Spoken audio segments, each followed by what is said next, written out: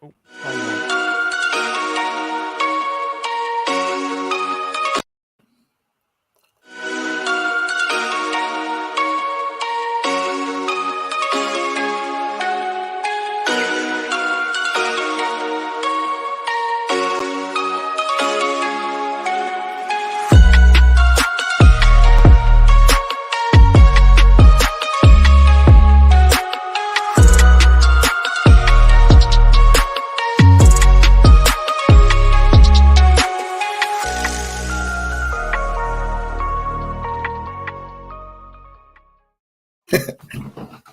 I hit the wrong video, and this is live.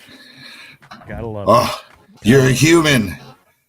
Human beings make mistakes sometimes. I know, and then I hit the right one, and since the other one started, it didn't. I thought it would just play the right one, and it didn't. So that was very not smooth. But fortunately, not a whole lot of people have jumped on yet, so I didn't make any mistakes if you're just now joining us. This has been a perfect broadcast. Yeah. And I never make mistakes. Amen, brother.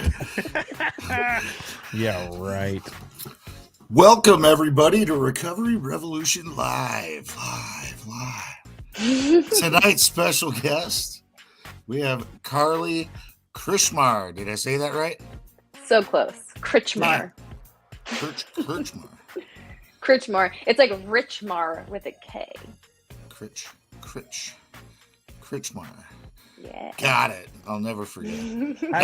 That's still not as bad as the other week when I asked the guy how to say his last name right before we started, and I wrote down how, like, phonetically how to say it, and then still got it wrong. I was like, I remember that. Terrible. It was silly. Hey, welcome. Billy's joining us again. Welcome, Billy. Welcome, Carlee. How's it going, Carlee? Thanks for joining us. It's going well. Yeah, I'm excited to be talking to you guys. Absolutely. So are you a person in recovery yourself?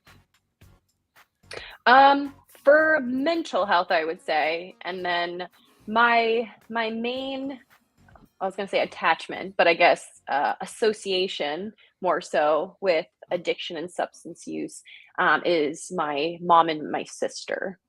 Okay. Right on. Yeah. I mean, we're all in recovery from something, right? I mean, always. I think so. Yeah. Anyone. Most of us. We all got some stuff we need to work on. That's a fact. Yeah. Well, welcome. Thanks again for coming on. And we can't wait to hear about the work you do and maybe a little bit about you, your story. Where are you from? Yeah. I am originally from New Jersey. Yeah. Mm-hmm. Jersey girl. Yeah. Nice. Yeah. I don't hear the accent. It's so funny. I have gotten that so much. And in where I lived in New Jersey and South Jersey, nobody had accents really. In North Jersey, they have a little bit of an accent, but the show Jersey Shore like created an entire like misrepresentation of Jersey people because all of those people were from New York. They were visiting New Jersey. Oh, wow. I did not know that. Yeah. So many people think like that's Jersey. And it's like, no, they were tourists. Setting the record straight, you guys. I'm glad to be here to be setting the record straight. Yes, that's why you came on. No, I had no idea. So I didn't either, dude. That's news to me. I couldn't even consume that show. Like watching for 15 minutes of a dude getting ready and people throwing stuff at him and getting mad. I was like, this is terrible. Stupid. Yeah. My friends and I actually made like a couple like spoof episodes of it and like put it on YouTube. And you didn't send that as prep for the show? I could have had that queued up and ready. Man, what a missed opportunity. Oh, Tina, I'm so sorry to hear that. Oh. Prayers for you. All right. Now we're getting serious. We need to dive in. Man, Carlee, tell us a little bit about what you do, and we'll go from there. Yeah. So I have a communication strengthening program. And I help families that have been affected by substance use, addiction, mental health disorders to build connection with each other and build trust. Mm, Because a lot of any type of coping that we use that is not healthy for us, usually it stems from family dynamics or family dysfunction. In so many cases, things can be traced back to our family or some sort of transgenerational trauma, you know? mm, So I really focus on creating a shift in family dynamics where we're just learning to communicate with each other better. And literally, just by changing the way we communicate, completely starts to change the relationship and it starts to change us as individuals. And yes. so much research shows how much having a healthy relationship strengthens a person's self identity and it helps us to be able to cope with stress and cope with life challenges. So that's really what I'm focusing on. It's like, um, oh, I don't think I even mentioned the entire communication program is based around a game that I invented. And through the game, you're just communicating with each other in positive and healthy ways and talking about really meaningful things that you don't normally talk about with your family members, or at least a lot of us don't, that have a lot to Wow. do with mental health. And so it's just a really fun and interesting way to connect with your family and to again start to create shifts in your family dynamic that you don't really realize is happening because you're just playing a game. Yeah. Is it like a board game or what? That's exactly what Brett had asked. So I call it like game boards, and I'll kind of tell you like how this came to be, so that you can understand it better. Okay. So I when I first had the idea to do it, have you guys ever heard of Canva, or are you familiar with Canva, like the graphic design? Okay, Brett knows that. Yes, I'm familiar. Yeah, it's for like people who don't specialize in graphic design, but it's a way for you to be able to make your own. It's like very user friendly in like creating graphic designs. And so basically, when I first started it, I would just use Canva to create what I called like the game boards. And then I had a friend who attended a session because basically, when I first did it, I was like just playing with friends and friends of friends and family and things like that, just to like see like what's working, how does it work, how is this affecting people. And one of the people who attended, who I am now pretty close friends with, he just for fun is like a coder, and so he like made it into a web app for me. Oh, So wow. yeah, so there's different topics for the sessions that I facilitate. So like some of the topics might be exploring your defense mechanisms, exploring how you communicate. And so for every topic there's what I call a game board, and then there's like categories and questions. And so it's hosted over like a web app, and it's basically used as a tool to facilitate these interactions. Nice. That sounds Yeah. awesome. It's really fun. I do it with my friends all the time. Like I don't call it therapy. It's not therapy, but it feels like therapy. Right. And so when I do it with friends, it's like I'm like hosting therapy sessions with my friends.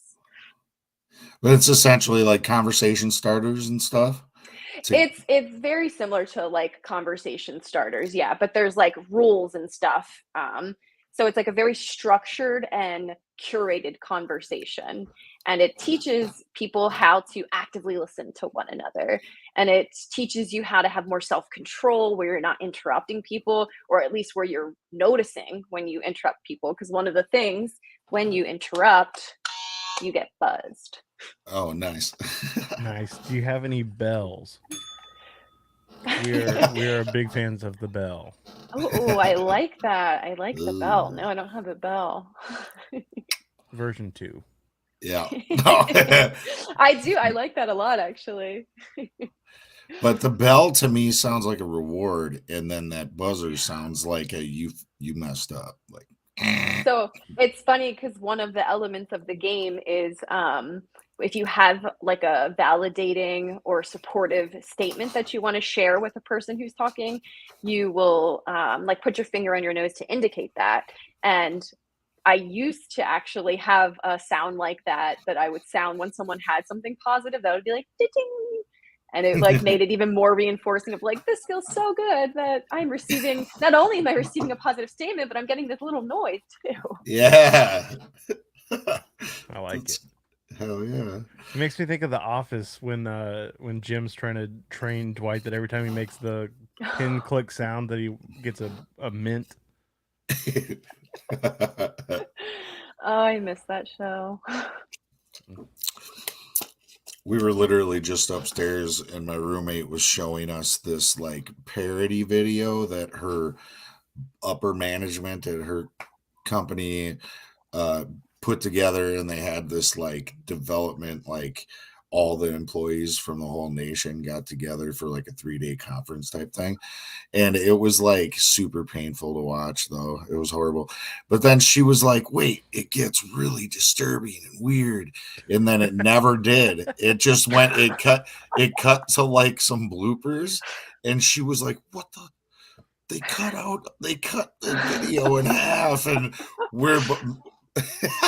me and her husband are both looking at each other and we're like, okay, well, that really sucked. And that's like 10 minutes I'm never going to get back. And she's like all bothered by it. It was funny. So it's weird you mentioned The Office. Yeah. Because we literally just watched that thing and we're like, oh God. It's on my mind quite a bit. Why are you making me watch this? I was thinking. But if you had finished the video and then she had done a little ding, would you have felt better? It'd be a totally different experience. I would have been proud of myself because I kept quiet and I listened, even though I wanted to talk shit about it the whole time. Totally. Oh, man. So I love this idea of trying to do some very important work and help people make like super critical progress in their relationships, but making it fun at the same time. So yeah. How did you get inspired to do that? Like, because did this start where you wanted to do this important family work and then it just like somewhere along the line you came up with this fun idea, a way to make it fun? So what happened was during COVID, the giant game changer for all of us, I had a little extra time on my hands because at the time I was a developmental assessor for toddlers and infants, and we did in-home assessments. So as soon as COVID hit, everything came to a halt and they were scrambling, trying to figure out like, okay, how do we change this so that we're not going into the homes? And so for a few weeks, like I didn't have any work at all. And while they like figured that out, and that was when everything was obviously going remote. And so I wasn't like seeing any of my friends. I wasn't seeing my family or anybody like in person. And we would do like, Zoom and FaceTime and stuff like that. And it made me realize how important connection was to me. And also at that time too, I had like, during COVID, I had broken up with my boyfriend and of like 4 years, and we were living together. And I decided like, okay, since I'm now like not working in person, I'm going to just take some time with myself. And so I went to Portland, Oregon for a couple months and just took me and my dog and was like completely with myself, just doing like very, very serious, like soul searching and self-discovery. And through that, I realized again, like how important connection is to me and how much I didn't feel connected to either people that were important to me or that I had people that were important to me that like didn't know each other, and that there were like really important things I believed that we could connect on, or that there were important conversations we could be having that we weren't having together. So I was like, I want to create like a space where we can talk about serious things and but where it doesn't feel like, hey, let's get together and talk about serious things, where it was like, how do I make this into like an enjoyable experience that we look forward to having these conversations? So that's kind of where the idea came from. And so I asked a couple friends who didn't know each other but that I was like pretty close with if they would be open to like doing this activity with me, basically. And it went really well. And so I was like, let's keep doing this like every week, once a week. And so I started to kind of build on it from there. And then after doing it a few times and like not just facilitating it, but participating in it, I was like, this is really helpful. Like, this is really making me self-reflect, and it's helping me to practice getting curious about other people instead of just judging them, because that's something I've struggled with a lot, just from my own like trauma and feeling of that I need to like assess people, and I need to know them, and I need to know if I need like can trust them, and like all of these insecurities and fears that I have. I have tended towards being like very judgmental of people as a way to protect myself, basically. And so through participating in this game with my friends, it helped me to be able to have so much like so much more self-control, I guess, in not judging people based on their opinions or preferences, and just listening to them and getting more curious about them. And so after doing it for a bit, I was like, I'm going to ask my family to do this.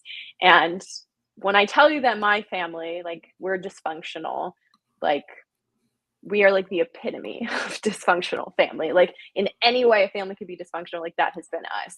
So it's like, if you had met us, you would think like there's not a possibility that your family would be able to exist in this space. And not only did we exist in the space, but like it was amazing. Like, I don't think so. I have a brother and a sister, and then mom and dad. And I don't think we have ever had a conversation like we had when I was facilitating this session. And like the things that and it's only an hour too. For the five of us, it was an hour long. And it was like amazing how much we were able to learn about each other. And that's when I was like, okay, I need to bring this into the space of like recovery, and like pulling in the concept of family dynamics into this, because if I could do this with my family, then like I can do amazing work with other people in doing this.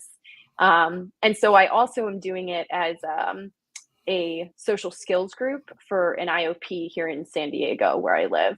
So I'm working with clients. We're facilitating the sessions with like the clients themselves, and then also working with families doing it. Yeah, like I went to this place in Minnesota, New Beginnings, one of the many treatment centers I've attended. And but they had family week. That's kind of like one of the things that they're kind of, I guess, more well known for, because it's a little unorthodox. It's not something that's done the way that they do it. Like, it's a whole week, and they really like have like, I think it's like 2 or 3 hours a day for 5 days, where the family comes, and you know, there's a lot of tough conversations had, maybe a lot of tears, a lot of laughter, though. Hopefully, they can bring out some laughs. And I don't know, man, it was just like a lot of healing to be had if you could sit through it. Yeah. It was like, got pretty hot in that seat, you know what I mean? Yeah, that's a good point though about like you're saying that this was sort of like a more different experience because they have this family week. That's something that I have found, is that a lot of treatment centers or like behavioral health centers, they don't have that large of a focus on the family. And again, like the family is usually where substance use and addiction is coming from, or like the desire to do that or use that as coping skills. Like, a lot of times it's stemming from like adolescence, and who like adolescents are living with their family. So it's something that I've been sort of perplexed about for a while, just because my mom has gone to multiple treatment centers since I was like a kid, and my sister. And because I never had an addiction or substance use disorder, and now as an adult look back and I'm like, I totally like slipped through the cracks here, because my mental health was struggling severely since I was probably like 12, 13 years old, but nobody noticed because I didn't have like physically, like externally, I wasn't showing that, and I wasn't talking about it. And when, again, my mom or my sister was going into treatment, nobody was pulling the rest of the family in. Nobody was asking like, okay, so this girl is 17 years old. Does she have any siblings? What is their life like? What's going on for them? Like, no, I felt like nobody asked about me. And I grew so much resentment for both my mom and my sister, because as a kid, I didn't understand. I was like, okay, so they're choosing to be an alcoholic. They're choosing to do drugs. They're choosing to make these like terrible life decisions and get all this attention. And I'm just like isolated and lonely. And like, it was a really hard experience as a kid to like carry that much anger and resentment. And then once I became an educated adult and I got my master's in educational counseling, that's when I actually started to understand, like, none of this was their choice. They weren't doing any of this to hurt me. They are like struggling and they're in pain. And none of us were ever in a space where we were talking about what our experience was. And that's something I'm so passionate about changing, is everybody, not just the focus on the identified patient, not just to focus on the parents, but like the entire family, because all of them are suffering. Yeah. We all get sick together, right? And then, but to your point, we can all recover together too. I know in my experience through my own personal recovery journey, like the ways that my relationships, especially with my family, have improved and changed and blossomed, has been one, some of the greatest blessings, really, truly. And, there's been things that we've had to go through that I don't know if I could have got through it, without them, and before we wouldn't have even been there for each other. But then again, I wouldn't have even had those, I wouldn't have gone through those specific types of things either, the way that I did either, because I wouldn't have been present for life. So I don't know. I digress, but you know what I mean? It's just such a big deal. Like it really is, with the family dynamics and how we all have issues. We can be civil and there still could be underlying things that need to be addressed, between everybody. And it's good that we can find a way to do that in a safe space, and it, to be able to incorporate like helping people learn those communication skills in it is key too. Because I mean, that's like a whole nother class, right? Like you can go to family therapy, but you don't know how to communicate, right? You got to like learn how to communicate to be able to successfully do that. But you're kind of like blending it all together and making it exactly. Because like that's why I always try to like have this emphasis that it's not family therapy. Like again, while it might feel like it sometimes because of what we're talking about and how we're talking, it's not therapy, because we're not singling anybody out. Like I'm not saying like, Jason, so this is something that you did, what was going on for you when this happened, or anything like that. Like it's literally just like you receive a question, and it's not a question specific to you. Anybody could get the question that you land on, basically, and then we can take it where we want to take it. But what you were saying with like the family relationship, literally every relationship we have is dependent on communication. Every relationship, even if you don't speak, you still communicate, right? Dogs communicate with us. So no matter what, every relationship is dependent on communication. And so if you have aggressive or hostile communication with family members, if there's lots of misunderstandings that happen when you're interacting with each other, that's going to affect your relationship. And something that like I came to find out was that my family spoke a very different language, or we had a very different communication than the average person.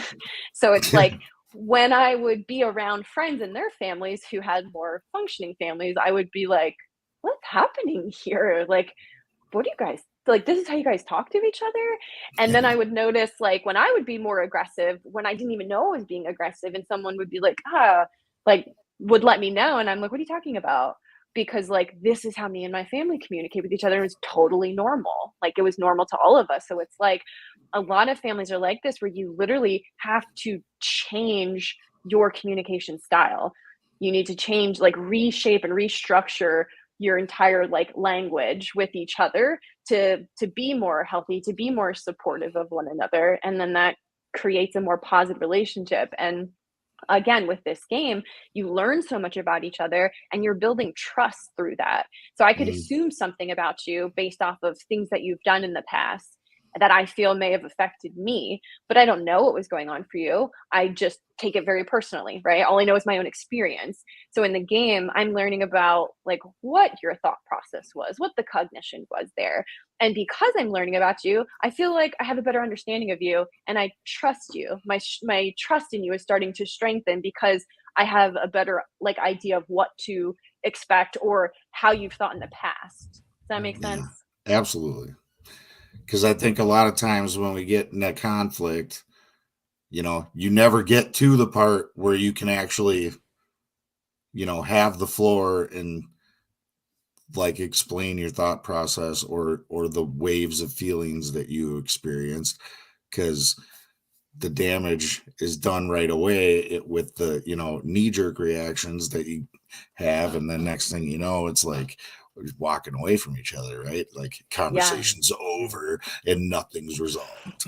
Yeah. exactly. Well, and like my family growing up, I feel like we had a really dysfunctional relationship where we never had like those serious talks.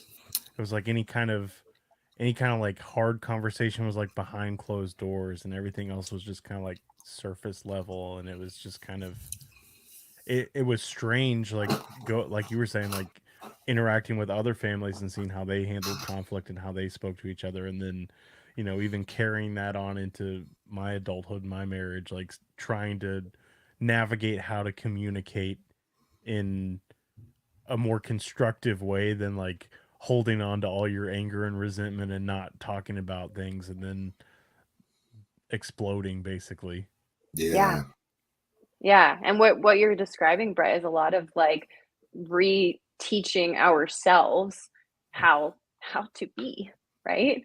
Right. And it's like if you're fortunate enough to form relationships with people, whether it's like romantic relationship or even friendships, where you are exposed to more healthy ways of being and behaviors, then you can have that opportunity to like reflect in yourself. I want to Mhm. be more like that. I want to communicate with people more that way. I want to behave like this. And if you don't, then you will spend the rest of your life having like whatever you felt was not positive in the way you and your family reacted or behaved, Yeah. communicated. Like you will continue to be that way unless you're fortunate enough to Well, be yeah. exposed and form relationships with other people. Because you'll So, hold on to it, right? It's like yeah. I always say, especially these last couple of years, it's like if I got a icky feeling, I need to address that conversation. And you can do that openly and honestly without being a dick. You can have some tact, and just be matter of fact. You know, closed mouths don't get fed. But then when you actually, the hardest part always seems to be just that initial step. Like initiating that conversation is the hardest part. Mhm. And once it's rolling, you talk through it, and then guess what? I don't feel icky no more, and that's like something I learned a long time, like a while back, and I've just really hung on to and hung hard to it because and it's helped. It's helped in all my relationships, whether it's with my kid or with my, immediate family or with my significant other, even coworkers, like Yeah. I use these skills everywhere as I learn them, and they they work no matter where you are. So Yeah. I love that you mentioned that too with coworkers because it comes back to what I was saying. Like anyone who we interact with and like who is especially active in our lives, we have a relationship with. And coworkers is a big one. Like I think we don't give credit to like how often there is conflict between coworkers and it has so mm, much to do again with like the communication, right? There was something that you were just saying too that I was thinking of. Um you were saying good stuff, Jason. I should have my little thanks. pad here when I'm like jotting down how I usually am. I do that sometimes in recovery meetings because I got a note 9, like so if I pull up the stylus, little note thing pops up and I can write notes handwritten. Ah, And I'll yeah, sit there and and take notes, man, because then I'll address it when I share if I want to like say something in response or piggyback off of something somebody said. Then I'll have little like, your name with a dash and like some like one mhm. sentence, half a sentence thing. What Tanya just said, that just like sparked it back for me. Of like what you were describing is assertive communication, and Oh, it is liberating. Like I remember when I first started to learn about assertive communication and actually implementing it in my communication style, it was like taking this weight off of me because again, like I learned to communicate very aggressively. Like between my parents, my dad was a very aggressive communicator. My mom was the one to shut down. And so as a child, like I would be receiving both. Like these were my models for like when you have something to say, you either don't say it and you shut down, or you scream it at the person. Right. And that's what I learned to do. And that is how in my relationships, I literally would either shut down and have to like remove myself from the person, or I just would go from like 0 to 100 where I felt like I needed to raise my voice for someone to hear me. Yeah. And the more I started to actually look at that of like, okay, when I raise my voice or when I feel the need to curse, what is it that I'm trying to communicate? And for me, it's I'm trying to communicate that I don't feel like you're hearing me. I'm feeling misunderstood. I'm feeling really upset. And when I learn to say those things instead, it's like the person then is able to receive it correctly, because Right. otherwise I'm not I think I'm communicating something that, but it's being delivered in a very different way. Well, and then I think it takes the gas out of what you're feeling, because for me anyway, like I think it's a big with men, but women probably deal with this too. It's like if I'm hurt, if I'm sad, if I'm fearful, uh, it's easier for it to come out in the form of anger than it is to get real and expose the feeling behind the feeling, right?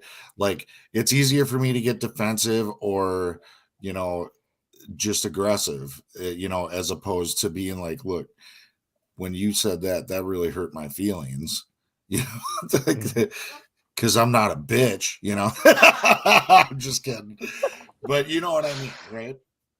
Yeah, yeah, exactly. And it's scary. And that's the thing again, if we weren't taught as children by our parents especially, but other people too are like culpable to this, like teachers and any adult, any sort of role models in our lives as children. If they were not teaching us that it is safe and it is respectable and it is completely acceptable and appropriate to say how you're feeling, then we're going to grow up thinking that it's not. If no one else is doing that, if no one else is modeling that for us, we're not going to think that it's okay. And it's going to become if we're not doing it, it's going to become a really uncomfortable and scary experience, which is what it was for me. Like once I actually in my life started to directly say what it was that I was feeling, when I was feeling upset, when I was feeling insecure, it was very uncomfortable and scary to think about doing it. But once I did it, and then I was responded to with like a hug or something, it was Yeah, like, wait, all this time right. all I had to say what I was what I was feeling, and I would receive a hug. Oh my gosh, why didn't anyone ever tell me this? You know? Right. Right. Or like, if I react in anger and then when the situation is over and they're not around, then here comes the sadness, then I'm crying, then I'm feeling alone and misunderstood and maybe, whatever, all these like other feelings, softer, the real feelings. Now I'm feeling them. And then I wonder, how do they not know that I was feeling this way? Well, probably because you came at him like you're a hard ass, you knucklehead. You know what I mean? Come on, bro. Yeah, You're better than that. exactly. But I didn't know, what I was doing. It was like, letting feelings drive the bus, just going into instant reactive mode instead of taking that pause to reflect and then respond and like, bringing your true authentic self, not this, oh, I was hurt, so I wanted to hurt you before you could hurt me. Whereas, I don't know, man. It's so Yeah. weird, the toxic, because I think that's like a really common thread I found is like a lot of people grew up just with them. And maybe it was a different generation thing. It was a widespread and nobody talked about their feelings and everybody was taught that you have to like be independent and do it on your own and be strong. You can't depend on anybody. Yeah. No, man. Yeah. And I agree. Like it has been, I think, a generational thing. And if anything, like we are currently in a phase of society where it is becoming so much more encouraged to talk about feelings, like so much more. Like there's so many like things for parents now that are encouraging them to encourage their child to use their words to communicate their feelings, or to provide them the words of like, you're feeling really upset now. And I will say too, having worked in behavior intervention with kids with autism, that was something that I started to change a lot as a person, because when I was working with them, I would have to help them or support them by when they were upset, like giving them the words to say. And then like, again, reflecting that back to myself of like, no one really ever said that to me. No one ever gave me the words to say like, Carlee, you're really frustrated right now. Like, go ahead, say you're frustrated, you know? That sounds like a hard job. I mean, you know, a lot of patience, I'm sure you needed to have to be able to do that. I loved it. It was so much easier. Like everyone always says that, like, oh, that sounds so hard. But honestly, it was so much easier working with kids, because you just look at them like innocent, and that it's your job to be the one teaching them, and they don't know any better. It can be a little more difficult with adults, but I think I've worked a lot at this point with adults where I can see their inner child more easily. Which I don't know if you get what I mean by that. Yeah, but totally. Okay.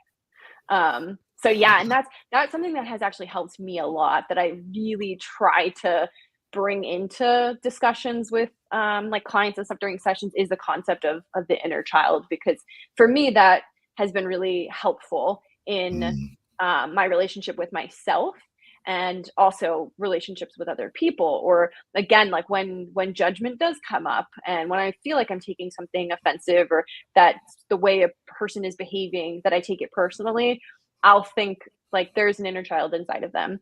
And if they're being mean or aggressive or rude to me, somewhere in them, like their inner child is suffering. And there's a whole life behind this person that has nothing to do with me. And it helps me to not take it as personally. Yeah, absolutely.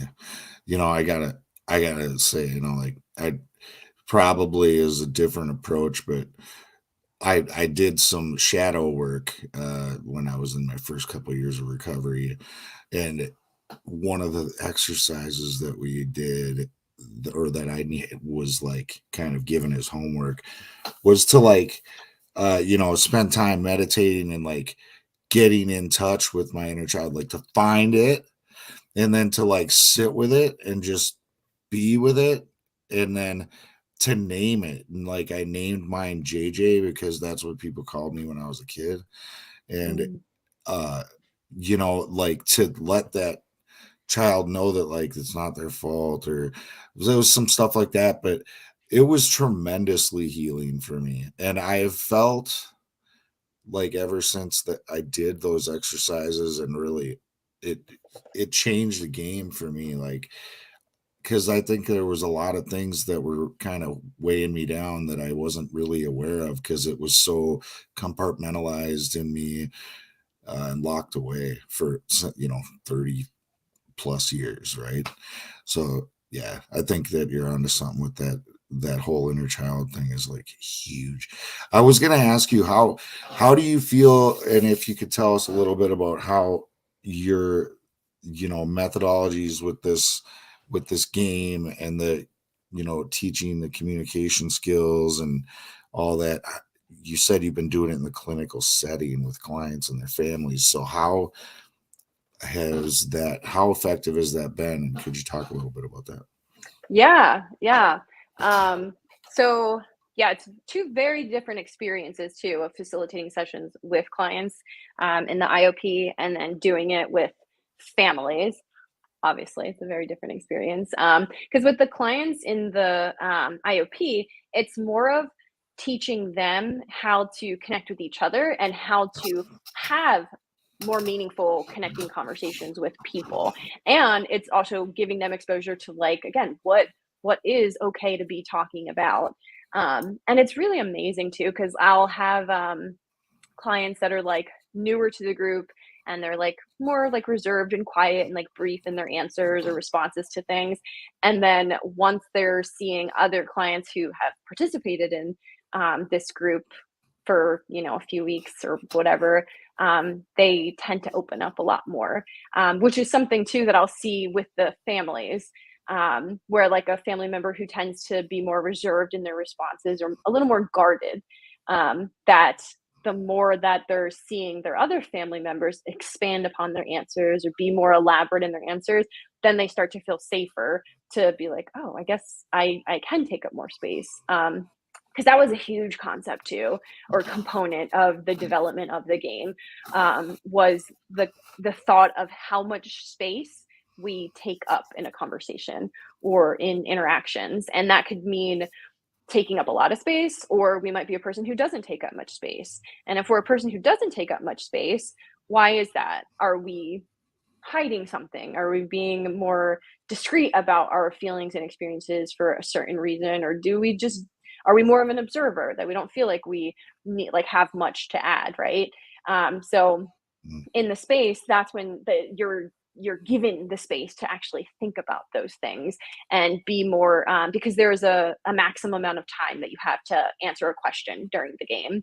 And that's a really interesting thing, because then people start to become really aware of how much they talk. And so I'll say, even my personal experience, when I am having maybe not a conflict, I mean a conflict for sure, but even like maybe a less pleasant conversation with a person, I have become so much more aware of how long I'm talking or explaining myself for, because of having participated in Explore to Heal, because we have a 2-minute maximum. And the reason for that is because if you're talking to somebody and you're like in an argument or something, and I'm explaining to you like what my experience was, you're going to max out after at least like 2 minutes. It's going to be difficult for you to continue to receive my experience, especially when you've had your own experience. So family members become so much more aware of, not just like going on and on about what it is that their perception or interpretation of something was. I realized I got a little off track. That wasn't really your original question. No, that's cool. We like squirrel. We get squirreled out all the time.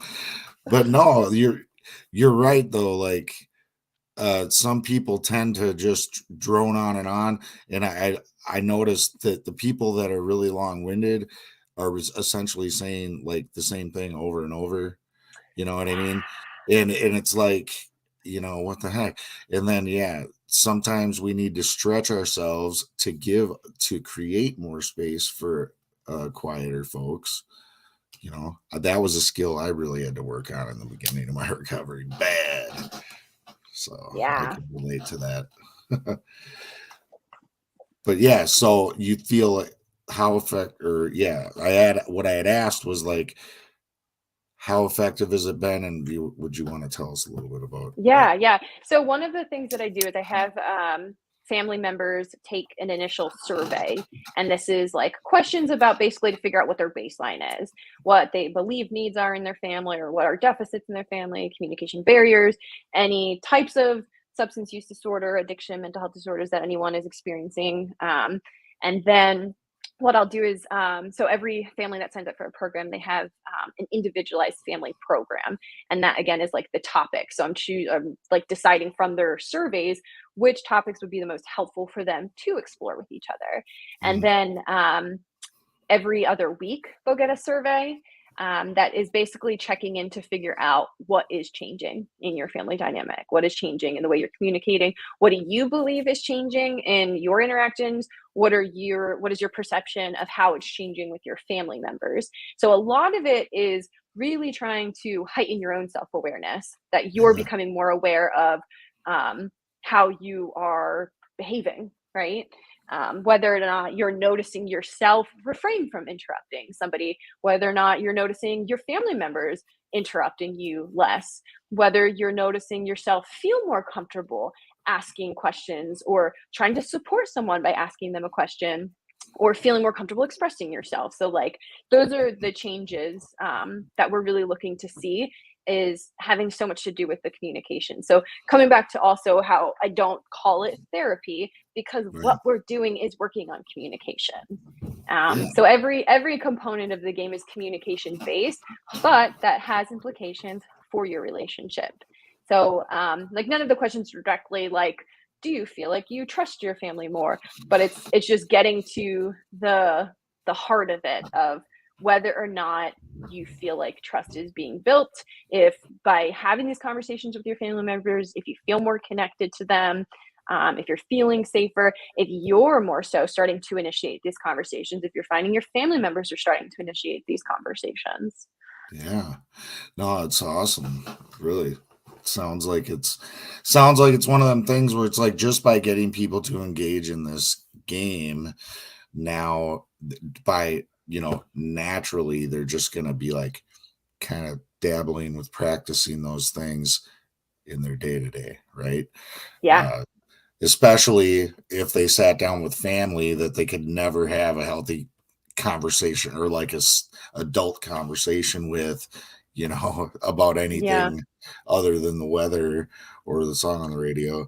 Then Exactly. they're like, oh, like if it works with them, like I'm gonna try to keep doing more of that stuff that they were teaching me to do. Yeah. It really improved my relationship with my sister and with my dad. With my whole family, but especially those are two of the relationships in my family that I have noticed like a huge difference from having done a few of the sessions with them, I think it helped us see each other so much clearer. And since then, like I feel like my sister and I talk to each other every day, and that's not where we were at when I initiated doing it with them. Wow, that is amazing. That's Yeah. amazing news. I'm happy for you. And it's so cool how when we learn these healthy things, typically that's how we develop the passion is we get some results and we're like thrilled. So we want to share that with other people, right? Like Exactly. yeah. Exactly. It was amazing too, because like when I first started it and I was just kind of testing it out by inviting friends and then telling friends to tell friends and things like that, and would basically just like be in sessions sometimes with strangers, people were so excited about it that like after they would contact me and be like, how can I help you with this? What can I do to like help move this forward? How can I support, like not asking for anything in exchange? And I would be like, why? And they're like, Yeah. because you're so passionate about it that it like made me so excited about it. Like that's something that I feel like I hear all the time is people are like, we can tell you're really passionate about this. And I am. It excites me As you because should it's be. worked for me. Right. You've experienced the benefits and plus, I mean, it sounds like you've uh put it to use in a lot of different atmospheres and now in a clinical setting as well. I mean, you're just getting to witness that miracle again and again, right? I mean, who wouldn't want more of that? Who wouldn't? Yeah, it's so energizing. Like, I'll find myself after I do a session, like, before doing a session, sometimes I'll be like, "Oh my god, I wish I took a nap. I'm so tired." And then after, I'm like, "I feel like I need to go for a run." Like, I'm so energized from like that is my survival is literally like being able to feel like I'm helping other people. That is like my like Powerade or Red Bull or whatever Yes. is just yeah. That's what this is for me. Every time there's times when I have to record and I'm like, oh, I'm so tired. But I'm like just jazzed at the end. I get the goosebump conversations and I'm just all pumped up and full of life. And then I'm like, oh shit, now I gotta go to bed. I'm all Yeah. pumped up and I can't go to sleep. Right. Would you be open to taking some calls from the listeners, viewers? Sure. Yeah. Yeah, All I right. love talking to people. and while we Yes. wait, I was gonna ask her if she could possibly maybe do like a demo question, like kind of give us an idea of the kinds of questions and things that are in the game. Yeah. Yeah. And Yeah. just so you know, before you answer that and give us a demo, what do you think, Britt? Third caller gets a Way Out Podcast t-shirt. Ooh, he's up in the stakes. I like it. I like it. All right. Give us that demo. Okay. I'm gonna actually like look into it right now and do um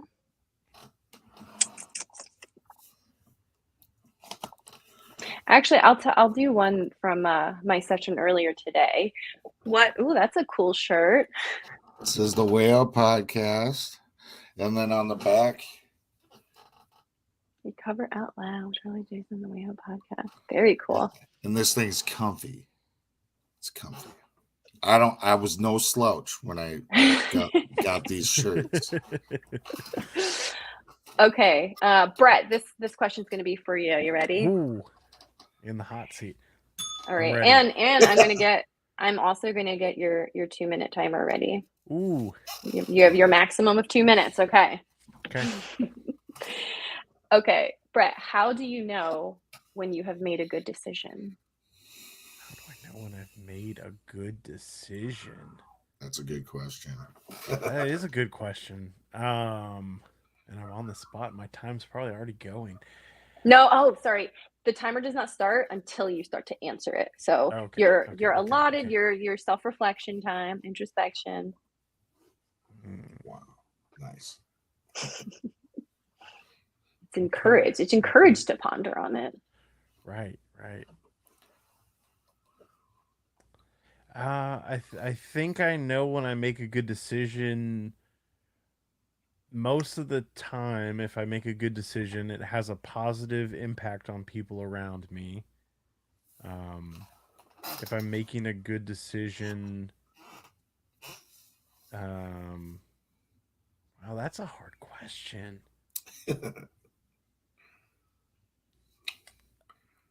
I don't know that necessarily, just because I don't think it's all based on the outcome either of what happens on that decision, whether it's a good decision or not, because I know in my experience sometimes things that I label for myself as good might not necessarily be good or bad.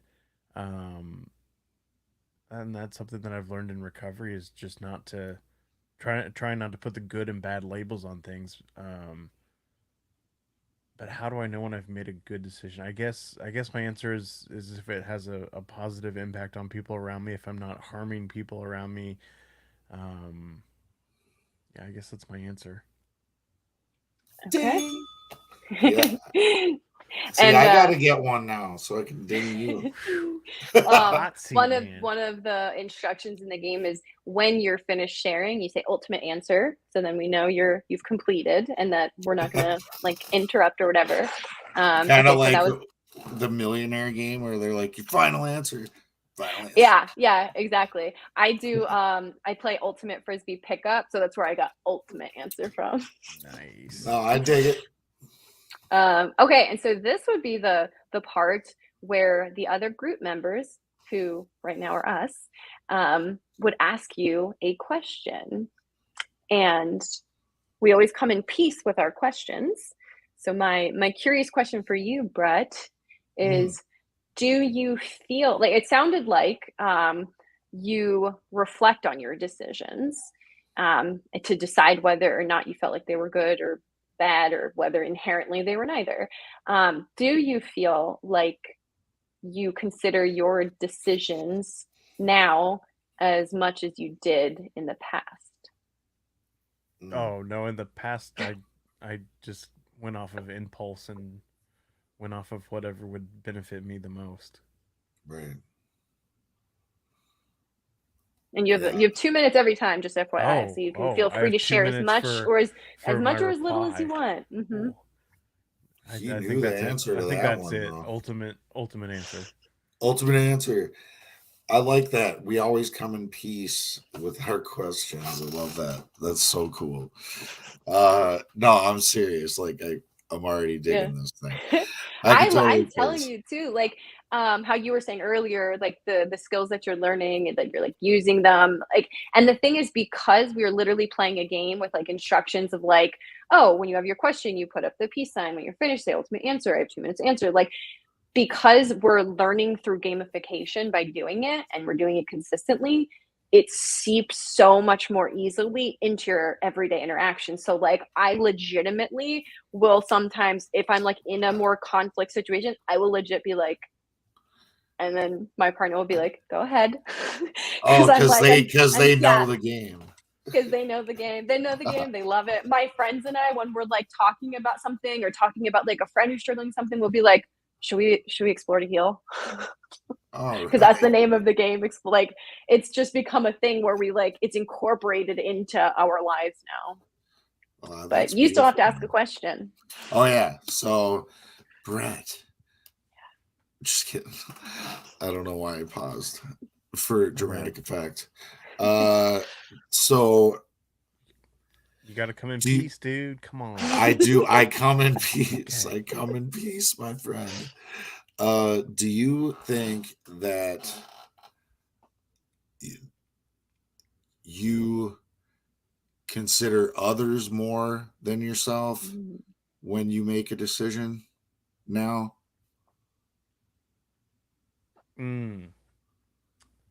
More than I have, yes. I think my initial thought is of myself, and then there's a pause, and then because I try not to make those rash decisions and just fly by the seat of my pants. I think the initial reaction is still very much self-centered. How can this benefit me?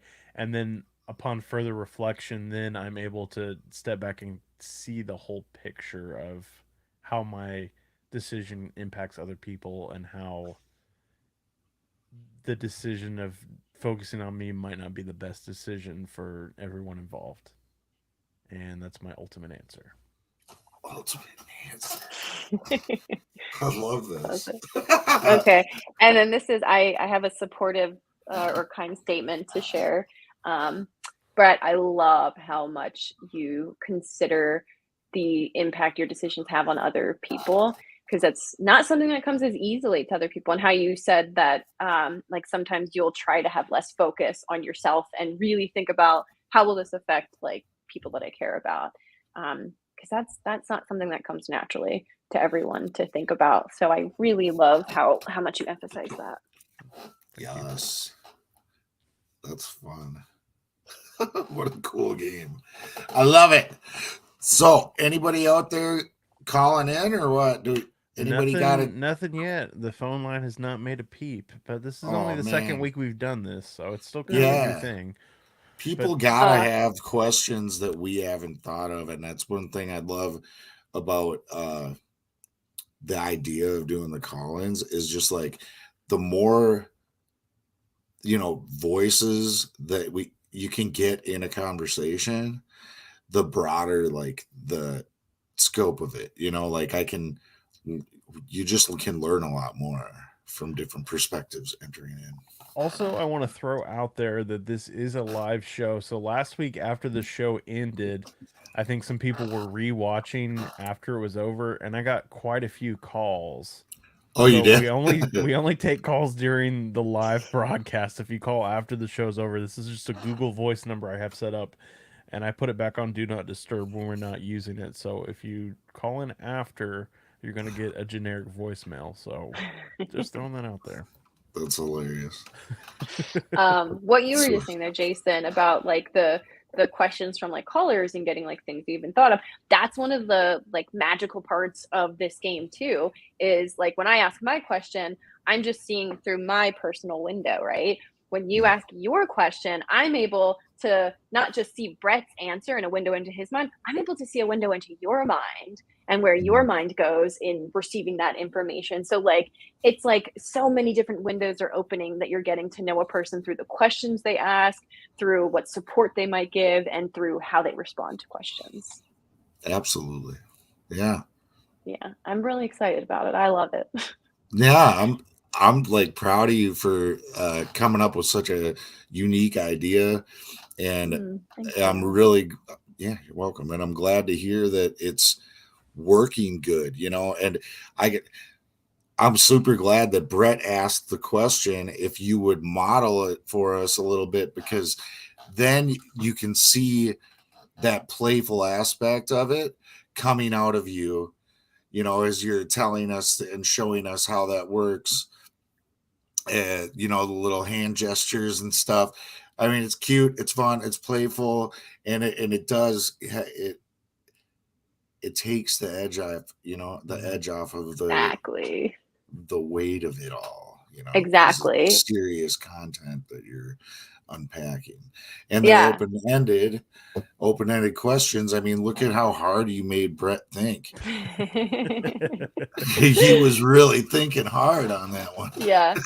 Yeah. And there is so much, like one of the like after interviews I had done with a client, he was describing it like an emotional roller coaster in the sense that like 1 minute you're laughing, the next minute like you might feel like crying because of like the information you're hearing or receiving, but like it's constantly fluctuating just because like we might be talking about something really serious and then you like see someone put the peace sign up or their nose, or when so when you see the board game and there's different categories and you're picking the question or picking the category and you get your question, when you say the category you have to either sing it or say it in a theatrical voice. So that's another thing that sort of like breaks up the seriousness for that moment, because someone's like singing the words of this category and then you are like, okay, this isn't super serious.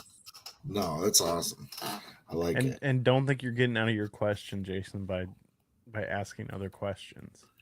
Oh, Jason, you want a question? I'll give you one. All right, let's do it. Okay. Jason, how do you speak to yourself about mistakes you've made? Honestly, I feel I've gotten better at this over the last number of years, but I mean, really, if like I speak to myself, I would never allow somebody else to speak to me the way that I speak to myself sometimes. You know, I still do tend to, on occasion, berate myself, curse myself out, or, you know what I mean? And it's not as frequent. There used to be a thing that I would do a lot more. And now, at least when I do it, on the rare occasion that I do it, I will literally cringe at myself for saying, speaking to myself that way. And I find that I will like stop and then I will like verbally say something to the effect of the opposite. So like it's a technique I learned in therapy. It's like thought stopping and then like reversing the speech or something like that. So like, because your self-talk is huge, and when you carry that type of attitude or language towards yourself, it's like it can become like a self-fulfilling prophecy. You know what I mean? So like, if I'm calling myself stupid or a fucking idiot or whatever the case may be, it's definitely gonna perpetuate itself, or I'm gonna continue, that belief will strengthen if I continue to do that. So it's very important, even if you do struggle with it, and even if you feel silly, to say, I'm not stupid. Don't say that. Why did I say that? I shouldn't say that. I'm not stupid. And that might feel silly, and it will if you make a bad habit of doing that. But yeah, I don't know. It's just something that I got to try to do. Okay. Ultimate answer. Alternate answer. Well, first of all, actually, I really, really loved your answer, and I loved how reflective you were on that and how honest you were in your answer. Wait, did you just pause on the coming in peace to give the supportive statement? Is that what that is? Yeah. Okay, I just gotta make sure. I came in with both. You're really good with directions. Right on. Okay. Okay, and my curious question is there a person that either you know or that you like know of that you think of as like a really kind or good person that you can like, so say your person is like Morgan Freeman, could you channel your inner Morgan Freeman to intervene when you're being mean to yourself? Wow, that's I guess if I had to pick, this is just off the top of my head, but it wouldn't be Morgan Freeman. Maybe it'd be like maybe it'd be Yoda, because Yoda is wise, and he would be like, talk to yourself like that. You shouldn't. Be kind to yourself. You must. Yeah, I think I could channel that. That'd be fun too. Then I'd be too feeling silly and chuckling at myself. So it's kind of hard to be upset or in some negative feeling when you're feeling like that's silly, but it's sweet and I'm right. I should be nice to myself. Yeah. I don't know. Does that answer your question? Ultimate answer. Oh, yeah. One of the rules of the game is there are no wrong answers. So whatever Yay. answer you give is the correct answer because it's yours. Ding. Ding ding. I win. No, just kidding. And just a little side too with what we're talking about. One of the things that was like life-changing for me with the inner talk is thinking of myself as a friend.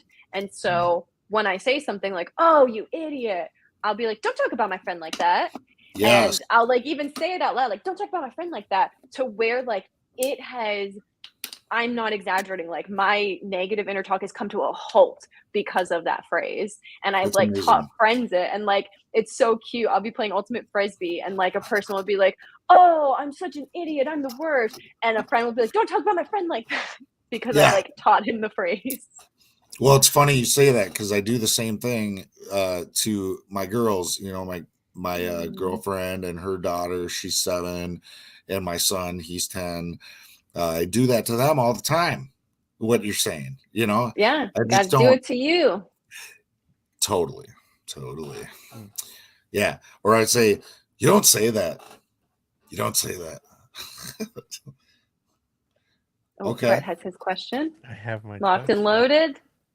Why do you think it is that you are more kind to the other people in your life, your son, your girlfriend's daughter, but not to yourself?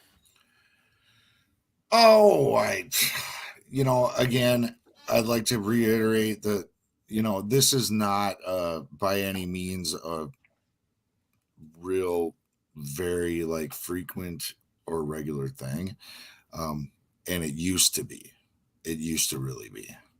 Uh, in the last 7.5 years, I've done a tremendous amount of work, put forth a lot of effort into different modalities of therapy and learning different ways to meditate and journaling and group recovery meetings, support groups, all these different things. I took anger management and parenting classes, and I've read a ton of really good helpful literature. So I don't know, I mean, I think, like I said at the beginning of the whole thing, that it's really improved a lot.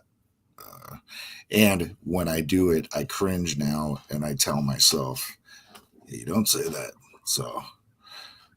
So I think that I don't really do it, because even when I do it, I try to do that thought reversal thing and change my words. I'll say the opposite. I'll be like, no, I'm smart, not stupid. You're just distracted, or it's natural to be off when you're grieving or something. For instance, like lately, a couple times I was like just feeling like funky a couple days and for a while, and those are the times when I'm off like that, where it could happen. And self-awareness helps me stay out of that, because if I notice that I'm not fit for public consumption, then I can make the call that I'm going to like stay at home and I'm just going to chill. Ultimate answer.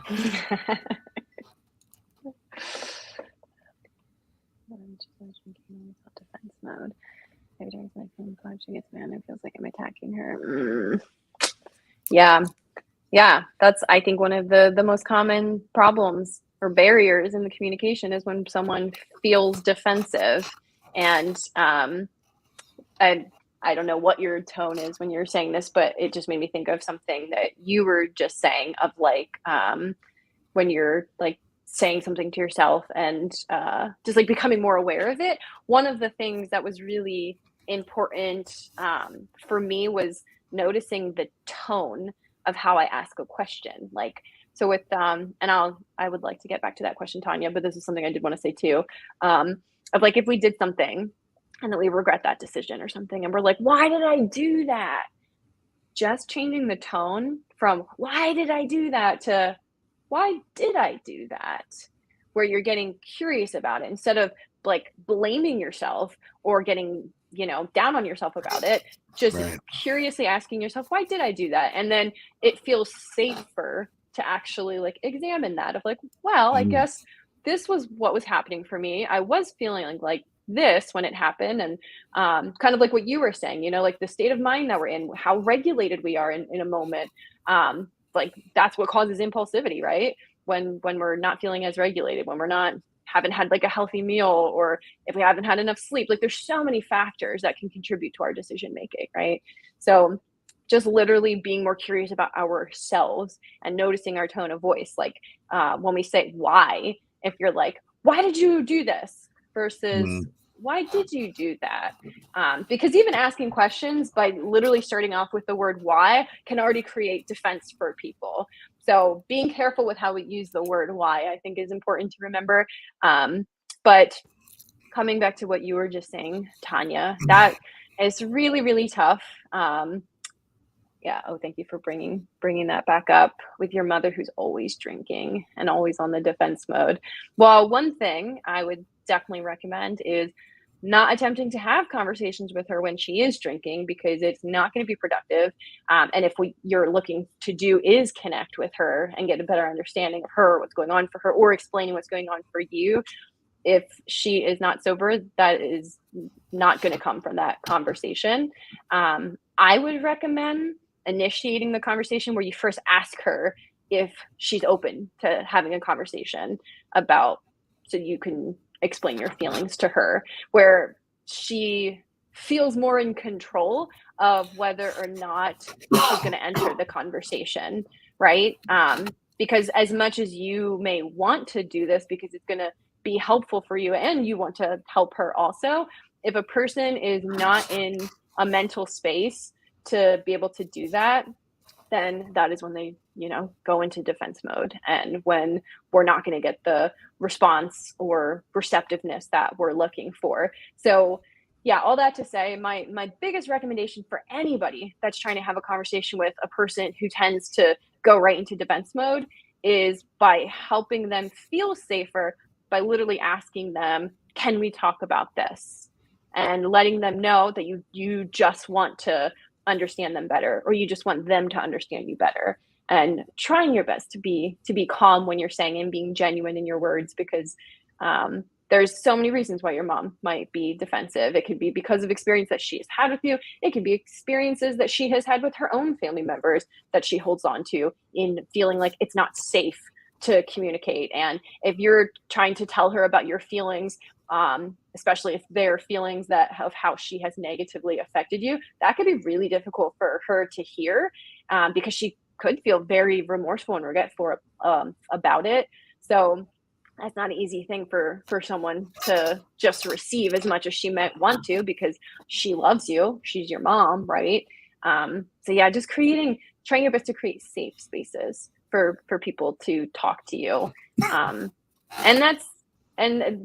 the same goes for you too, of if she's trying to ask you something, letting her know that you need to feel safe to be able to answer questions too. So like extending that same respect to yourself. I hope all that made sense. Absolutely. That's so huge. So crucial. Good question, Tanya. Yeah. And I'm sorry, Tanya, that you have that experience. Yeah. I'm with you. I know that experience all too well. And that's kind of what I was talking about earlier. It's like I would be beating myself up later after you're gone because I reacted with the anger when really I was mad at myself, or I felt bad, but I didn't know how to say that. They came across different, it came out sideways, and then you leave, and then I feel sad. Yeah, that's what you're describing too, is how you process, right? And that's something that when we're not aware or we don't recognize, how we all process information and experiences differently. So someone who might process things like very quickly, they might be a calmer person. They might be able to conduct themselves much more appropriately during conflict because they're processing everything so quickly. For me, I'm more so like you, Jason, where I take a little more process time, and it's because I'm a highly sensitive person. So I'm like receiving so much. I'm like taking in people's body language. I'm taking in their tone. I'm taking in what they're saying. I'm taking in my past experiences with this person. Like there's so much that goes into my experience in an interaction with a person. So if it's like we're talking about something that's already kind of stressful for me, my like processing speed just slows down because there's so much that I'm attempting to process. And so I have learned that I need to use my words and say like, okay, I just need a minute. Like I'm going to step out rather than just storming out or like slamming a door or something, or just impulsively speaking, being aware, like I need a minute to process this. Something that's always helpful for me, like, and again, I think because I've worked so much with kids, is just incorporating more like playful things or thoughts. And like, I try to think of my brain as a computer. Like, we're all just like equipped with these little computers. And I'm like, in some ways, my processing power is like a Mac and I'm really good at these things. But in some ways, I'm just like an old school Apple or whatever that it's not the same as you. And I need to remember that when I'm having these types of interactions. Yeah. Or even in other people too, right? Like if I'm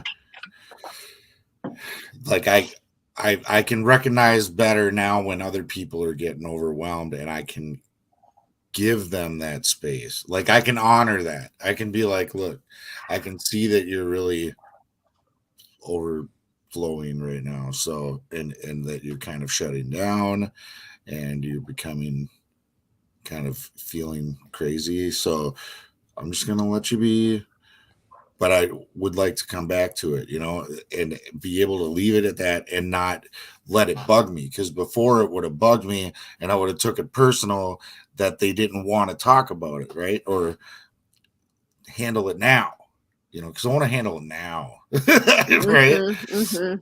So I've gotten way better at that too. Like just being more attentive to, because really I probably wouldn't have had a hard time seeing that in other people before.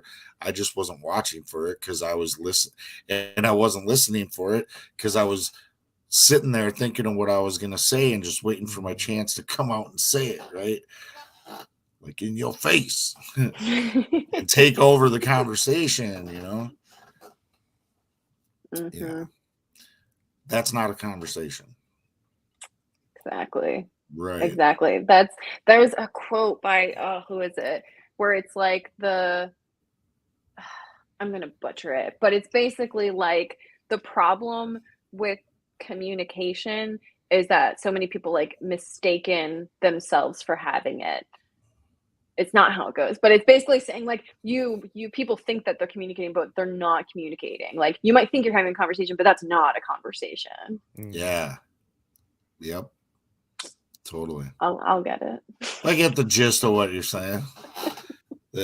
It's so true. You know, you can think that you're good at communicating, but you know, maybe that's because the people you're communicating with just shut down and they just let you run the whole thing, you know, or whatever. Yeah. Well, and I think a lot of people just don't even think about their communication. Like it's not something that's on a lot of people's radar of how am I communicating? What does my communication style look like? You know, like we exist in conversations and interactions every single day, all day.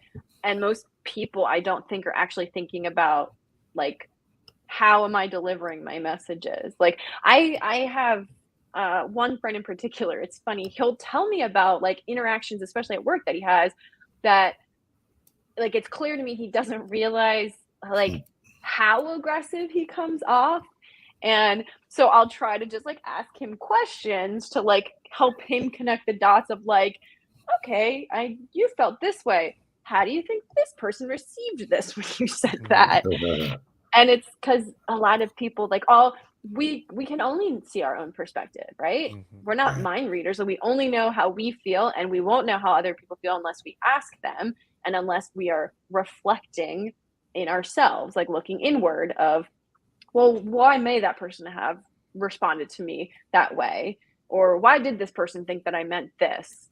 Maybe because I said this. Maybe because I did this. Like, yeah, self-reflection. Mm. Yeah. It's crazy. Oh, Brett has a question. Have you considered a version of this game for coworkers to help their communication skills? 100%. That's something like, especially when I first started it and was just doing it with like not average people. We're all average people, right? But just like random people. So many people would be like, "Oh my gosh, you should like be doing this in workplaces for like coworkers to be like skill building and whatever team building." And I would love to do it. This was actually one of the biggest problems, and that I still kind of run into was like when I created it, everyone that came to it was like, "You should do this. You should be doing it this. You should be doing it here. You should do it here." Because it's so applicable to everything, right? Communication is applicable to everything. And it's such a positive experience to be getting curious about each other and to ask questions and to receive questions. This is Right. actually a fun little fact, guys. When we perceive that we're being actively listened to by others, the like reward system, like what's processing what's reward to us, is activated in our brains. So like when you're playing this game and you get questions, your brain is processing it as like, I'm receiving rewards, this is a rewarding experience. And like you literally have like dopamine rushes when someone asks you about your experience, or when they say something kind and they're validating like, I'm telling you this because I heard you say it, right? Mm. And it feels so good. So but yeah, with doing it with coworkers, like I think it would be amazing. It just is like a whole other avenue. What I really want to do is like get this as a school program for kids as young as like elementary school to be starting to do it, because like I always say, how different my life would have been if something like this had existed. Like if I had been put into classes like this, I would be a very different person, which is not to say like I love who I am. I really do. But I've had to do a lot of work to even get to the mental state that I'm in. And it's really because of my curiosity. Like I, from a very young age, was very interested in psychology. And so that has like led me to learn so much to be able to regulate myself and to learn like how important it is for me to meditate, how important it is to journal, do self-reflection, because had I not had that natural curiosity, I can't even tell you where I would be. In a real difficult place mentally, at least. Mm. So I just think that the work you're doing, and this is fairly new, so I could see it being like something that could continue to evolve and progress, and maybe you'll get a chance to spend a good time doing it with kids, and maybe you'll end up getting to be more like almost like a Brene Brown type thing where you're going to corporations, right, and like doing this stuff because it is applicable in everything. Yeah. Yeah. It's super huge and it's super important, and there's so much to unpack in it. So, you know, dude, I think I had so many thoughts that came to mind and then escaped me during the course of this conversation, even just because it was like, you know, kind of bobbing and weaving from one thing to another. And like, it's, I got that squirrel going crazy in my head. Yeah. But I definitely appreciate that so much. I'm grateful that you're doing it, and that you've been able to already, I'm sure, help a lot of people with this work. But I'm even more grateful that you taught us a little piece of this game, because this is fun. I It mean, is fun. It you is were talking fun. about, oh yeah, that's one thought I was thinking. It was like you were talking about the that it like triggers your reward sensors, right? And all that stuff when you get a supportive statement or whatever. And it's like, man, I think too, it could almost like trick the brain into viewing an opportunity to speak your truth, to be assertive in your communication, or even, giving supportive statements is one thing, by the way, that is super less common than it should be and a lot harder than you would think it would be to do. Right? Yeah. Like, I'm going to intentionally make a supportive statement to you right now. And Ashley does this all the time to us. And I'm not even going to lie. Sometimes it makes me feel kind of uncomfortable, or it just catches me off guard because I'm not used to that on a regular basis in my daily interactions. And it's funny because it's a thing that I've tried to do myself for others. Again, to your point, Brett, why am I nicer to other people than myself, right? But yet, when people do it to me, it feels off-putting. It feels weird. But by doing a simple touch of the nose with a little smirky grin behind it, now it's fun. Now it's Yeah. fun. And it's like mentally prepping you too, of like, you can expect this to happen right now. Yes. Or to your point, when you were saying to like ask people, when you were giving Tanya that advice about her mom, like instead of just like coming at her with a question or a statement, finesse her into it a little bit. Like ask her if she's in a space, that she feels like we could maybe explore this or talk about something quick. Yeah, mental prepping is so important. That's another thing, again, like working with kids with autism, like conditioned me so much, because a lot of kids with autism will struggle with routines and like any changes in routines, anything that's different. And that's not Yeah. not across the board, but like a lot of kids with autism. So Yep. practicing how to mentally prepare someone was something that I started to do, or that I had to do a lot. And so that's something, in the game, like we're becoming mentally prepped. Something that has been helpful for me too in my personal life that I will always tell people about is literally saying to a person, like, can we enter safe space? And then that's prepping the person for, you might say something that might make me mad. You might have information that may upset me. You may have something that you think is going to upset me, and hopefully it doesn't upset me. But no matter what, you're mentally prepping me that there's a possibility this might not feel good to me, of whatever you're going to say. And then I can choose whether or not I'm in a space to receive it. Right. Can we enter safe space? One thing I was thinking about earlier was the fact that, like, because it was occurring to me, like, why do we stay stuck in these toxic like communication cycles, and like married to those things? And I think I figured it out as I pondered it. It's like, because I think on a self-preservation level or something, maybe I tried to avoid those kind of conversations or whatever. But then when you would have one that would, an exchange that would become way too intense, it was so few and far between, and it would usually end like, you feel devastated or like super like just drained after, right? So then it's like in the frustration level, and I don't know about you, but I'd go back and forth between like, maybe I'm frustrated at them, but then I'm like also like frustrated with myself. I'm like, what the hell is wrong with me? Like blah, blah, blah.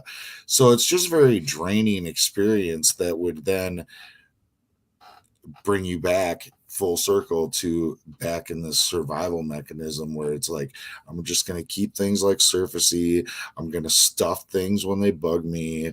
I'm not going to like address the, elephant in the room ever unless I, have to. And as a result, you don't get practice. You don't get to practice. Yeah, that you nailed it. Because like what we're doing in these sessions is like, you can do this, anyone can just like do this, but you're getting to practice. You're having a person guide you. As something that a client had referred to it as was, it's like Explore to Heal provides the guardrails for the conversation.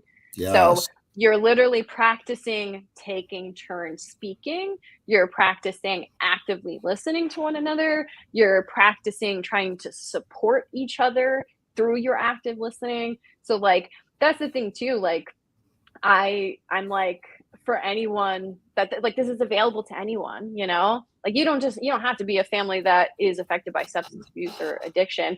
Mm. And this is available as a way to help you and your family practice using these skills. Someone that's going to guide you through using them to where it just becomes part of your everyday interactions where I mean, obviously you're not always going to put up the peace sign when you have a question for somebody or say, oh, I let me answer might. when you're done talking. You might.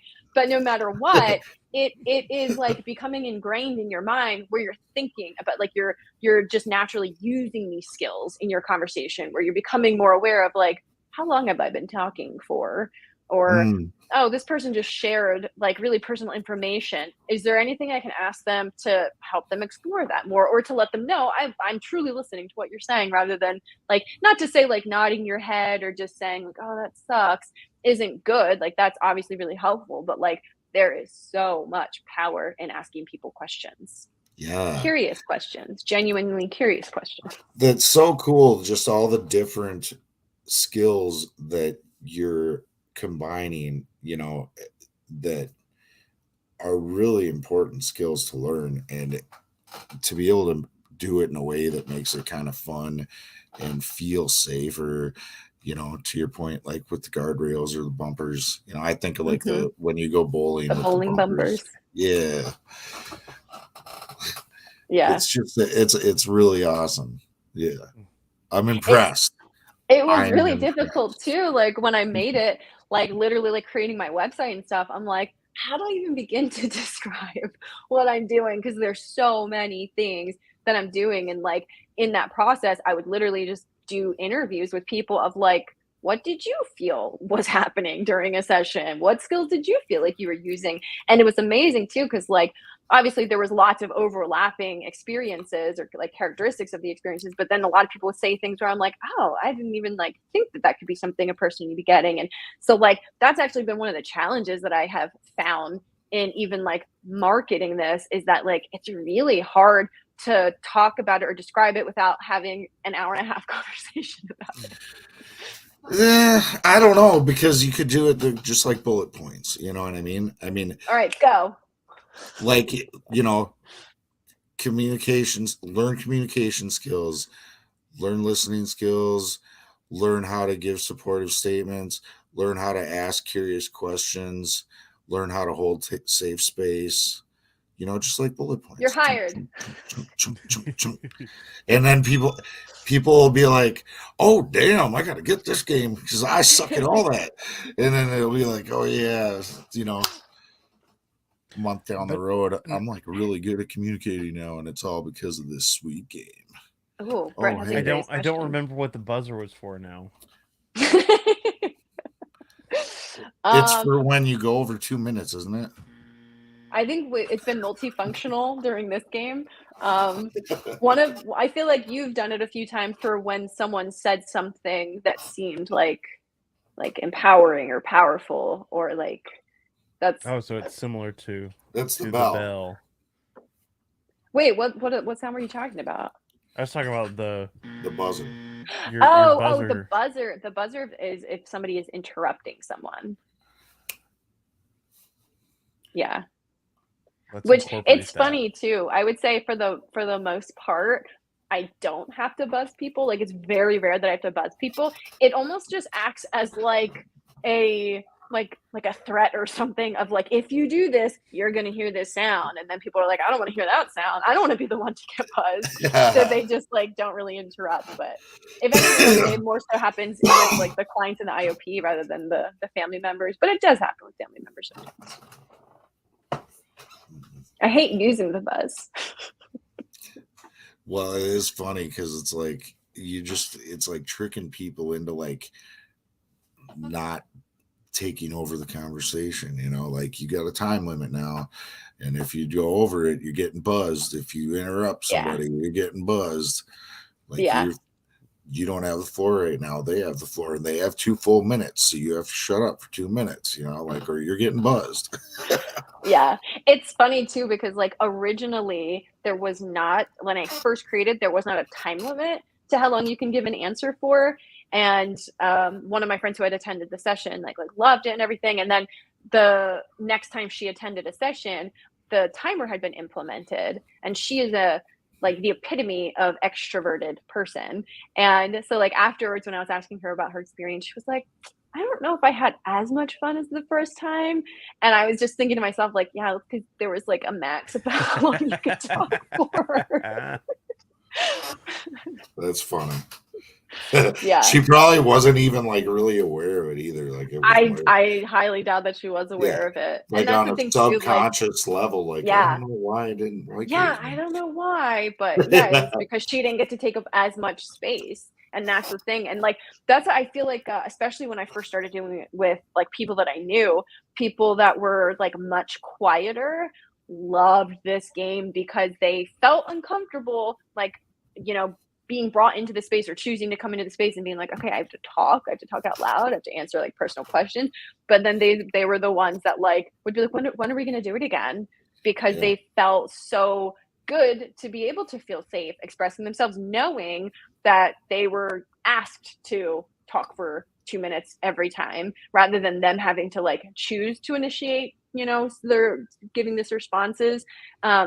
And one of the friends in particular, she like went to a bunch of sessions, and she has like changed as a person in like stories that she'll tell me about, like at her workplace, of how she asserts herself, and she attributes it so much to practicing confidently expressing herself in these groups.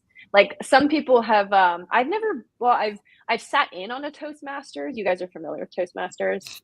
Yeah, sort of. It's like practicing effective communication and public speaking. And a couple of people have gone to Toastmasters that have come to an Explore to Heal session, have said it like reminded them of that, but only we're talking about really important things. Not to say Toastmasters is like you're not talking about important things, but it's a very different thing, and it's much more, I think, for like professionals that are trying to get better at public speaking. But it has been compared to that. Yeah, I guess I thought the Toastmasters was like more of like your own like personal narrative, you know, or whatever. But I could be wrong. I have a couple friends that went through that and they loved it. But yeah, I've heard really good things about it. Yeah, me too. I thought about doing it, and I probably will do it one day. But now I want to check out one of your groups too. So you can access these groups and like kind of join the community. You're building a community with this? Kind of. So that was originally one of the directions I was going in, was where I was just facilitating like sessions throughout the week, and I would just like post it on social media, post it on Eventbrite, where you could literally just like sign up to like come to a group. I think it was like $20 or something. And but then when I started to do the sessions with the IOP and then start to focus really on working with the families, I stopped putting energy on doing it for more of like the social support groups. But that's something I really would like to do again. It's hard because I do this, like this is completely all me, Explore to Heal. So like it's a lot of like time and energy to do it as the social support groups, but I really did love doing that. It was just a totally different experience to have a group of like 5 to 6 people, a lot of times that had never even met each other, and by the end of it they would be like, I feel like you guys are my best friends. I feel like I would sit at like a campfire and talk to you guys. Hell yeah. It was a really beautiful we should experience. stay in touch. Yeah, totally.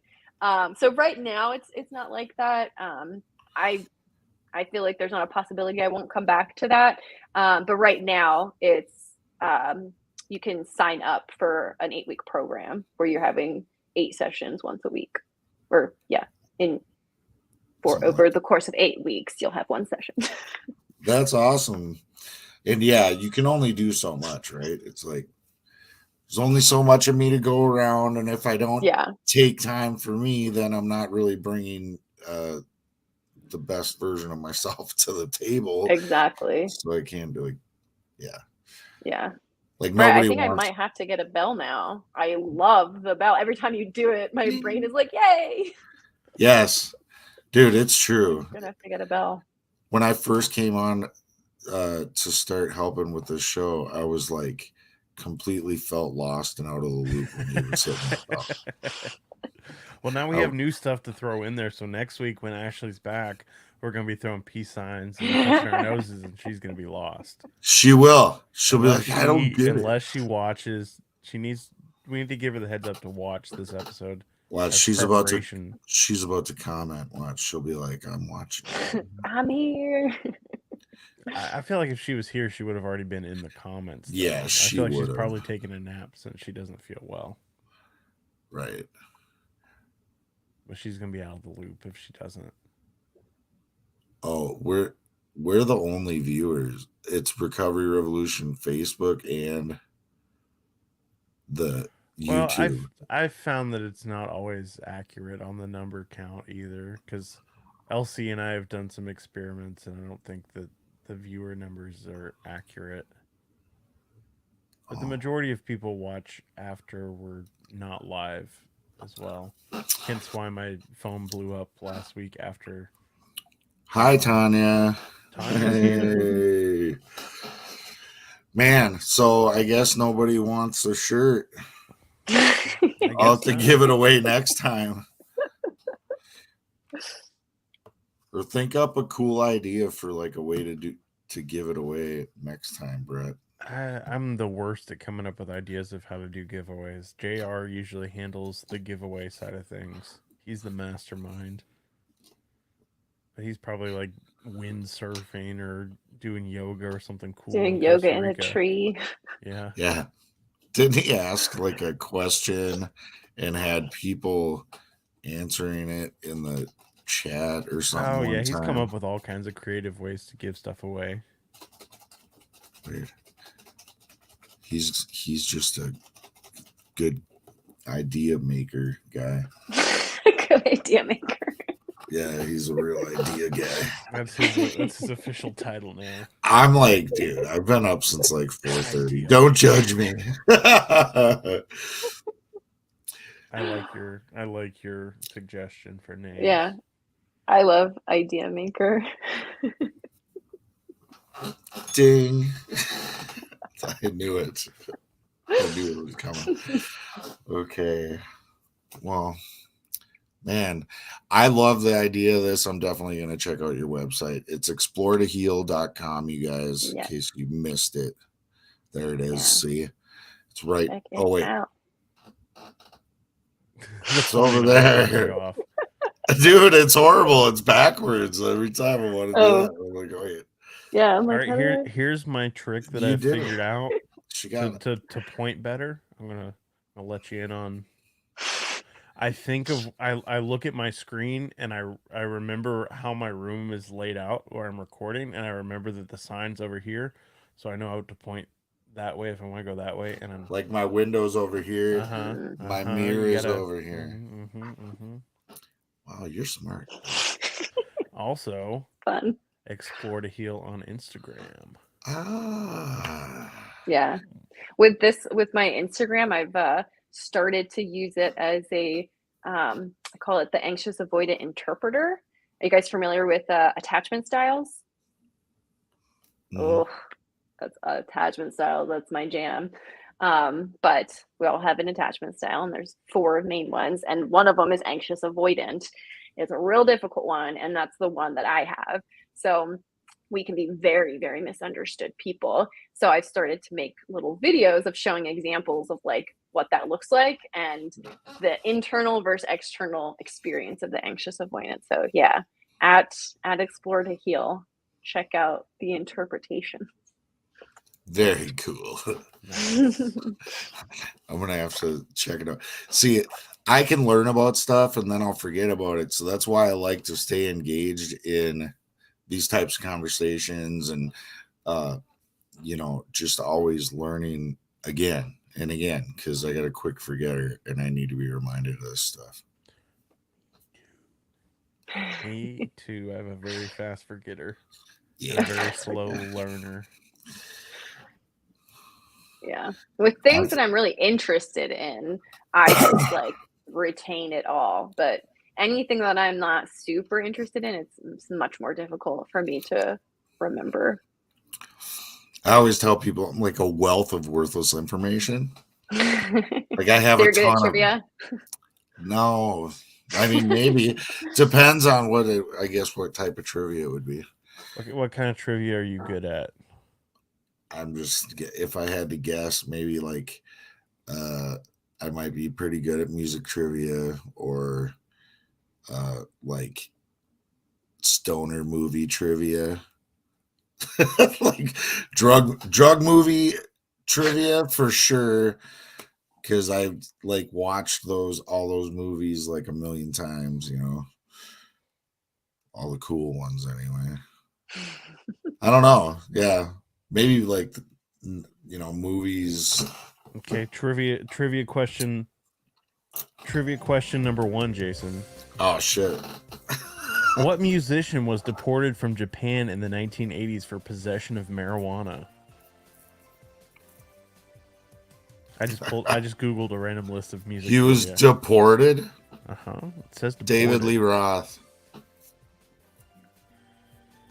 Was it like could you give us a hint? Was it single musician or like a member of a band? He was part of a band and he's also been a solo act. Okay, in the 80s this happened? Yes. Ah. I love your game show music. Japan would never deport John Lennon, right? Ooh, she's getting really close though. Ooh, you're on fire. Oh, you're really? Burning up. Oh no. Paul McCartney? Was it one of the Beatles? Ooh, Paul McCartney. Yes! I win the shirt! Dude, yeah. That was awesome. That was luck, though. You got lucky. You got lucky, punk. Man. Wow, I can't believe Japan did support Paul McCartney. I guess I would suck at music trivia. Don't talk about my friend like that. Yeah. Thank you. You're right. I would not suck at it as long as it was the right questions. I would be good at it. But yeah, that was fun. That was a fun game, Brett. Good job. Thanks. Yeah, I was impressed by your quick wit on that one. Very good. Hey, you didn't. You're very quick-witted, Brett, and you're handsome. Thanks. So handsome on live TV. Man, you have been a pleasure to have on the show, Carlee. If there was, you guys are great. what is we got to do this in honor of AG. She always asks, like, if there's one thing that you could say to somebody out there listening right now, what would it be, or something like that? Isn't that what she says? That was beautiful. Yeah, that good. I think good job with the question thinking, idea maker. Good job. Yeah, you're an idea maker, Jason. I am. Don't tell anyone. The first thing that came to my mind that is like probably the most cliche thing that you could say, but that is so comforting to me is you are loved. Like that is something that when I'm feeling super down, that I will tell myself like, Carlee, you are loved. And I'm like, I am, aren't I? So that's something that I would want to tell to a person who is listening that might be struggling to know that they absolutely are loved. That is beautiful.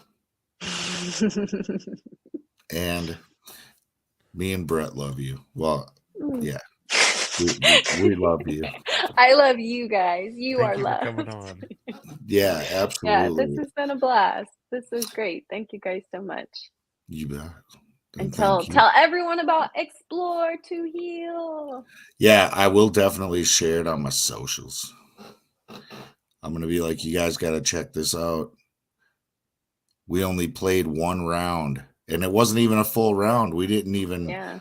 You didn't even see the game board or anything. There is a board. Yeah, there's a board for every different topic that exists. There's a board with categories and pictures. And I wish I had a picture of it to put on the screen. She probably You has just one. people just have to sign up for a program. They just have Yeah. to sign up to see the game boards. You're gonna have to play it. Yeah. You don't want to miss this, you guys.